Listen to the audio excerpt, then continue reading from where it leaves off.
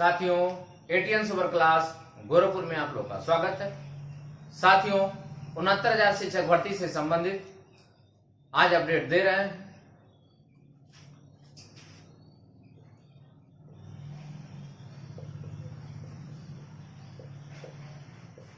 उनहत्तर हजार शिक्षक भर्ती में जो फाइल सुप्रीम कोर्ट में चल रही है उसमें मेरी भी फाइल है। मेरे एक व्हाट्सएप नंबर है, ये आपका व्हाट्सएप नंबर है। दूसरा है आपका ये कॉलिंग नंबर है। बहुत इमरजेंसी हो तभी कॉल करें, अन्यथा कॉल ना करें। सारी जानकारी आपको मिलती रहेगी। हम जो है पल पल की खबर देते हैं, कोई ऐसी जानकारी नहीं रहेगी जो हम नहीं देंगे। और आपको ये भी बताना चाहते हैं, इसके अलावा यदि कोई तीसरा नंबर आपको बताता है तो कहीं ना कहीं आप शिकार हो जाएंगे, धोखे का शिकार हो जाएंगे। उसके जिम्मेदार हम नहीं हैं, क्योंकि कई लोगों ने हमको फोन कर चुके हैं कि सर 88 कोई नंबर है, उस पर कोई बात करता है, वो भी कहता है हम एटीएन सुपर क्लास से बोल रहे हैं। तो ऐसा कोई नहीं बनता है। एटीएन सुपर क्लास का कोई चैनल गोरखपुर में मेरे अलावा कोई नहीं है। अगर कोई कह रहा तो गलत है वो। अब हम चलते हैं अपने मुद्दे पर चलते हैं। 69,000 शिक्षक भर्ती में सुप्रीम कोर्ट में जैसे ही मेरी डायरी नंबर मिलेगी तुरंत हम यूट्यूब के माध्यम से सबको अवगत कराएंगे। और जितने भी लोग साथी जुड़े हुए हैं, हम 13 प्रश्नों को लेकर के ही पहुंचे हैं। जो मेरा 13 प्रश्न है, उन 13 प्रश्नों में जो लोग लेकर के नहीं गए हैं उनकी बातों को तो हम नहीं कह सकते हैं, लेकिन 13 प्रश्नों में जैसे आप जो लेके हाई कोर्ट में जाते हैं वही प्रश्नों को भी लेके जा सकते हैं। अलग से यदि प्रश्न को आप लेके जाएंगे तो कहीं ना कहीं रीट खारिज होने की संभावना भी बनी रहती है। हम हाई कोर्ट में 13 प्रश्नों को लेकर के गए हुए हैं, यहां भी 13 प्रश्नों को लेकर के जा रहे हैं। जैसे हम आपको एग्जाम्पल के तौर पे बता दें, जैसे केंद्रीय ग्लास केंद्र है, कांच केंद्र हो गया, ग्लास केंद्र जो है कहां पे है, तो जो केंद्रीय कांच शोध कारखाना कहां पे है, एक देता है कोलकाता। अब जब केंद्रीय देगा तो उसका उत्तर क्या होगा, कोलकाता ही होगा। अब यहाँ पे सरकार क्या मान रही है, पीएनपी ये मान रही है कि ये अगर विकल्प में ना दिया हो तो खुर्जा दिया है, खुर्जा ही सही मान रही है। अब आप मोटी मोटा एग्जाम्पल हम आपको दे रहे हैं। यदि आरबीआई का केंद्र पूछ लिया जाए, आरबीआई का जो केंद्र है वो कहां पे है, तो मुंबई में है। यदि मुंबई ना दे तो लखनऊ मार सकते हैं, नहीं मार सकते। ऐसा कहां हो सकता है। जब केंद्रीय पूछेगा तो दिया गया जो विकल्प है, यदि विकल्प में वो आंसर नहीं है तो क्वेश्चन ही गलत माना जाता है। इसका अर्थ यह नहीं है कि जो आपका जो है मेन ब्रांच ना दिया हो, उसकी उपशाखा दिया हो तो उसको मान लेंगे, नहीं, ये एकदम गलत होता है। जो लोग तैयारी करते हैं वो भी जानते हैं। इसी प्रकार हम परिभाषा को भी लेकर के गए हुए हैं। डॉक्टर राजेंद्र प्रसाद की बात कर रहे हैं। ये पीसीएस 2013 में आया हुआ प्रश्न है कि जो संविधान सभा के अध्यक्ष कौन है। अध्यक्ष 2 हैं, एक अस्थायी है, दूसरा अस्थायी है। प्रश्न जब घुमा के देगा तभी सही माना जाएगा। अध्यक्ष में विवाद होता है, ये भी आया हुआ 2013 के पीसीएस में आया हुआ दिया गया प्रश्न, ये भी विवादित था, उसमें उन्होंने हटा दिया था। 2016 में भी आया, तब आयोग ने उसको क्या किया था, हटा दिया था। इसी पर पीएनपी नहीं मान रही है, वो जबरदस्ती कर रही है। इसी प्रकार तिलचट्टा की बात करते हैं। तिलचट्टा वाला भी हम लेकर के गए हुए हैं। तिलचट्टे में जो है किताब में, परिषदीय किताब में दोनों दे रहा है, हम वो भी साथ से लगाए हुए हैं। तो इस प्रकार कुल हम 13 प्रश्नों को लेकर के गए हुए हैं। 13 हमारा हाई कोर्ट में भी था, 13 हमारा सुप्रीम कोर्ट में भी रहेगा। इसमें हम कोई समझौता नहीं करने वाले हैं, क्योंकि हमारी जा चुकी है। अब चलते हैं कि हाई कोर्ट में कुछ लोग कहते हैं कि हाई कोर्ट में 13 प्रश्नों पर नहीं हुआ था, तो जाके सिंगल बेंच का आर्डर पढ़ लीजिए। 4 प्रश्न पे नहीं है, 2 प्रश्न पे नहीं है, 4 प्रश्न पे, 5 प्रश्न पे, 6 पे नहीं है। उसने कहा जितने भी 13 के 13 प्रश्न है सब पे यूजीसी कमेटी रिपोर्ट गठित कर दी गई। 4 प्रश्नों पे रिपोर्ट तो गठित नहीं की, 5 पे तो नहीं की गई, 6 पे तो नहीं की गई, कितने पे की गई? 13 के 13 प्रश्नों पे जाके उसकी रिपोर्ट का गठन कर लीजिए। दूसरी बात यह है, बहुत सारे साथी कहते थे यूट्यूब के माध्यम से या फला हमारे पास जो मैसेज आता था कि सर 4 क्वेश्चन पे सहमति बन गई, 2 क्वेश्चन पे सहमति बन गई। सहमति तो किसी भी नहीं बनी थी, उनको ज्यादा ज्ञान हो गया था।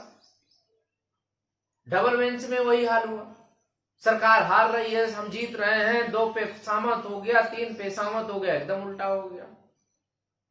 केवल उनका बड़बोलापन है। जज महोदय आपको क्या कहते हैं, क्या करेंगे, कोई नहीं जानता है। वो भी एक वकील है, एक वकील की दूसरे वकील की बातों से सहमति हो जाना इसका थोड़ी ना, यदि उनको देना होता तत्काल कह देते हैं ये सही है, सरकार को फटका, लेकिन ऐसा होता ही नहीं है। तो हम 13 प्रश्नों को ही लेकर के जा रहे हैं। अब रही बात, जैसे हम सुप्रीम कोर्ट में जाएंगे, जैसे डायरी नंबर मिलेगी हम आपको तुरंत सूचना देंगे। अब यहाँ पे आती है कि बहुत सारे टीमें जा रही हैं, कुछ लोग कह रहे हैं साथ में आ जाइए। अब आप ये बताइए, हमारा 13 प्रश्न है, किसी का जो है 4 प्रश्न है, किसी का 6 प्रश्न है, किसी का 8 प्रश्न है। अब ऐसे ऐसे लोग लेकर के चल रहे हैं। मेरा प्रेयर अलग है, इनका प्रेयर अलग है, इनका हाँ, उत्तर कुंजी से संबंधित सारे हैं, ये बात सही है, लेकिन प्रेयर तो अलग अलग है।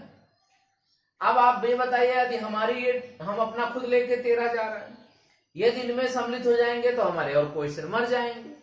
हाँ, ये हमारे पास आ सकते हैं क्योंकि इनके सारे प्रश्न मेरे पास हैं, हम नहीं जा सकते क्योंकि हमारे और भी मर जाएंगे, सारे क्वेश्चन मर जाएंगे।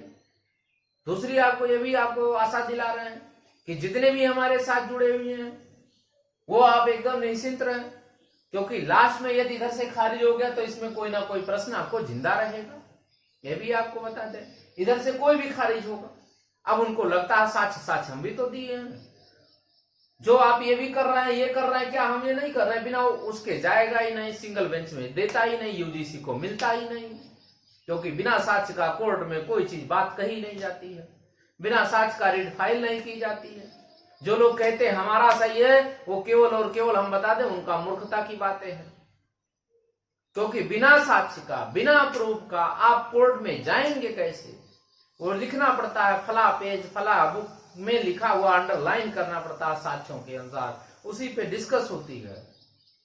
तो जब हमारे पास 13 के 13 प्रश्न थे तभी तो हम लेकर के गए, ऐसे अपने मन से तो ले नहीं गए, हमारे पास साक्ष्य के अनुसार ले गए, तभी जो है सिंगल बेंच ने कहा यूजीसी की कमेटी पे आने दीजिए। लेकिन अब सरकार जो है तानाशाही करते हुए चली गई। अब हम सुप्रीम कोर्ट जा रहे हैं, अगर हम सुप्रीम कोर्ट पहुंच गए तो पुनः हम साक्ष्य प्रस्तुत करेंगे। यदि वो परिषदीय किताबों में, एनसीईआरटी की किताब में वो भी चला रहे हैं, जब आप ये 2 जगह 2 तरह के पढ़ा रहे हैं तो आप स्वयं डिस्प्यूट है, स्वयं विवादित हैं आप, तो आपको हो जाएगा कि आपको फटकार लगेगी। सुप्रीम कोर्ट तो ऐसा नहीं करेगी, जहां तक मुझे आशा है।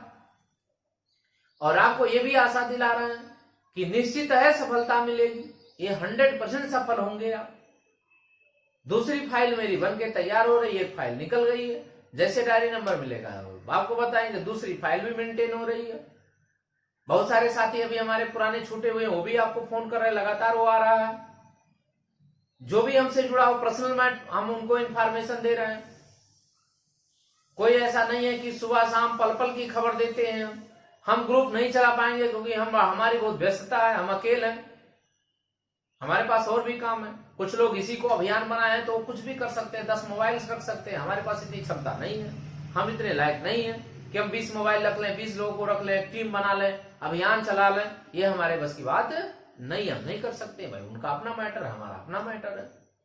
हम आपको पर्सनल मैटर भेजते हैं, पल पल की खबर देंगे, जब सुनवाई होगी क्या होगी सटीक देंगे। क्योंकि मैंने कभी नहीं कहा था, आप यूट्यूब मेरा देख लीजिए, मेरा कमेंट देख लीजिए, मैंने कभी नहीं कहा इतने क्वेश्चन पे शामिल थे। मैं तो शुरू से कह रहा हूं 13 के 13 सही है मेरे, हमको 13 पे 13 नंबर मिलना चाहिए। हम तो इसीलिए सुप्रीम कोर्ट जा रहे हैं, हम इसीलिए लड़ रहे हैं और अंत तक लड़ेंगे। और ये जो लोग सोच रहे होंगे कि जो है फर्जीवाड़ा, तो उस पर भी लड़ेंगे, पहले अपना काम हो जाए तब भी उस पर लड़ा जाएगा। तो सभी साथियों से अनुरोध है कि आप अफवाहों पे ध्यान ना दें, जो लोग अनर्गल आलाप करते हैं उन पे ध्यान ना दें, आप अपने विवेक पे ध्यान लगाएं। पढ़े लिखे आप भी हैं, दूसरे की बातों पे बहुत सारे आते हैं, कमेंट्स करने लगते हैं, वो केवल उनका काम है कमेंट्स करना। जैसे अभी एक वीडियो मेरा यूट्यूब चला गया था, उसमें 6900 लिखा गया था, उस पे चले गए, उनको खुद ही ज्ञान नहीं है। देखिए, यदि कोई लड़का 1 नंबर से फेल है तो इसका मतलब ये नहीं है कि उसके पास क्षमता नहीं है, या कोई 2 नंबर से फेल है तो हम आपको बता दें जिस दिन नंबर बढ़ेगा वही 1 नंबर वाला 2 नंबर वाला सबसे पहले नौकरी पाएगा, लिखित ले लीजिएगा। जो लोग घमंड में हैं उनकी घमंड चकनाचूर हो जाएगी, आपको ये भी सत्य बता रहे हैं। तो कृपया करके सत्य पे चलना सीखिए। जो लोग ये घमंड में जी रहे हैं कि 140-46 पाए हैं, तो शायद वो भी बख्शे नहीं जाएंगे आने वाले दिन में। जो सरकार अभी बचा रही है, एक दिन आएगा कि सरकार किसी को नहीं बचाएगी। जिस तरह नैनी में पूरा सेंटर पकड़ा गया है, जिस प्रकार प्रतापगढ़ में पूरा सेंटर पकड़ा गया है, घबराई नहीं, वो दिन भी दूर नहीं है जब आपके खिलाफ मुकदमा दायर होने वाला है। बस इधर पहले हम लोगों का उत्तर कुंजी का हो जाए, प्रकरण साल हो जाए, फिर उधर भी लगेंगे हम। क्यों नहीं लगेंगे? क्योंकि यदि ऐसे चलता रहेगा तो आने वाली पीढ़ी बर्बाद हो जाएगी। उधर भी लगेंगे, पहले हमारा इधर का काम हो जाए। तो जो लोग अभी तक चैनल को सब्सक्राइब नहीं किए हैं वो लोग चैनल को जरूर सब्सक्राइब कर लें, लाइक करें, शेयर करें। धन्यवाद।